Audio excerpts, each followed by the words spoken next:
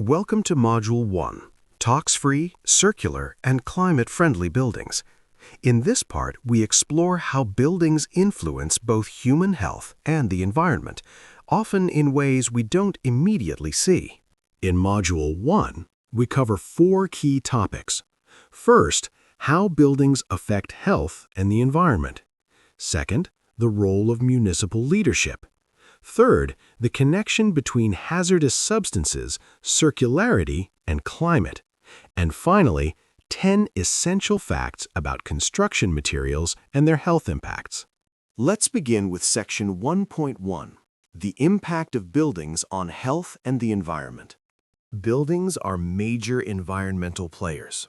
Over their life cycle, they account for around 40% of greenhouse gas emissions in the European Union. A third of this comes from energy use, with an additional 5 to 12% from the production of materials and construction. Buildings also store hundreds of millions of tons of materials, and the construction and demolition sector generates the largest waste stream in Europe, nearly 500 million tons every year. Finally, many building products release chemicals that can wash off with rainwater and enter soil and water systems, creating long-term environmental pressure. Buildings shape far more than the skylines of our cities. They affect outdoor air, indoor air, and the ecosystems around them. Volatile organic compounds from paints and coatings contribute to outdoor air pollution. Formaldehyde from composite wood products compromises indoor air quality and can contaminate surrounding soil and water. Extraction of materials and production processes often rely on resource-intensive and environmentally damaging methods. Altogether, the material choices made in buildings create a chemical footprint that lasts for decades. Once harmful substances are built into a structure, they can remain there for decades. Insulation, coatings, and various finishing materials can slowly release chemicals over time. Even after demolition, these substances may continue to leak into soil, water, or the air. Volatile organic compounds can evaporate for years, and persistent pollutants can contaminate recycling streams, making safe circularity more difficult. Toxic substances in building materials also have direct impacts on human health. VOCs, dust, and fibers can irritate airways and contribute to chronic respiratory problems. Some additives, such as phthalates and certain flame retardants, can disrupt hormonal systems. Others, including formaldehyde and silica dust, are linked to cancer. Children, pregnant women, and older people are particularly vulnerable, and they often spend more time indoors. Other impacts include skin and eye irritation caused by solvents, adhesives, and paints. Exposure to heavy metals found in older materials can influence neurological development. And mold-prone materials, VOCs, and chemical additives can trigger allergies or asthma symptoms. Indoor environments matter, and poor materials can make indoor spaces harmful. So, why are hazardous substances still so widespread in construction materials? The answer lies in performance. Our expectations for buildings are higher than ever. Clean facades, dirt-repellent surfaces, and strict fire safety requirements. To achieve these, manufacturers add chemicals such as biocides, PFAS, bisphenols, and flame retardants. These additives deliver convenience and durability, but at a cost to health and the environment. Within a building, certain areas become hotspots for toxicity, embodied emissions, heat loss, or circularity challenges. For example, wet rooms often require materials that impact both toxicity and circularity. Understanding where these hotspots occur helps designers, builders, and municipalities take preventive action by choosing safer materials and planning for maintenance and reuse. The most critical toxicity hotspots are large surface areas, walls, ceilings, and floors, where paints, varnishes, and PVC flooring release volatile organic compounds. Adhesives and sealants are another concern, as they emit harmful chemicals. Carpets treated with stain-repellent coatings may contain PFAS, the so-called forever chemicals. Good ventilation is essential to reduce exposure and maintain healthy indoor air. Real-world exposure doesn't happen one chemical at a time. We are exposed to mixtures, chemical cocktails, and their combined effects are often poorly understood. For hormone-disrupting chemicals, there is no safe threshold, and additive effects should guide regulation.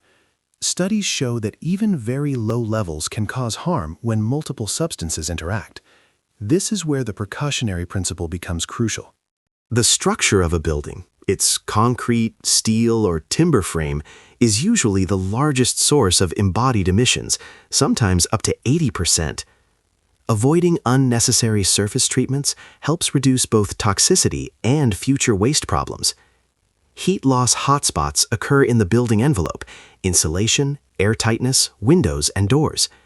Where different building elements meet, such as corners or balcony edges, detailed planning and modeling are essential. Circularity depends on how materials are selected and assembled. Hotspots appear where layers are fused together, making disassembly difficult. Areas with heavy material use also require careful planning to ensure that reuse or recycling pathways exist. Glued insulation on structural elements, for example, can block the circular potential of both materials. Typical hazardous substances in construction include PFAS, brominated and organophosphate flame retardants, biocides, and volatile organic compounds. Each group brings specific risks for human health and ecosystems. PFAS, often called forever chemicals, include more than 10,000 compounds. They are highly persistent, mobile, and can bioaccumulate in living organisms. Some PFAS are linked to endocrine disruption, reproductive harm, and cancer. Their water and stain-repellent properties have made them common in textiles, flooring, insulation, paints, coatings, and sealants.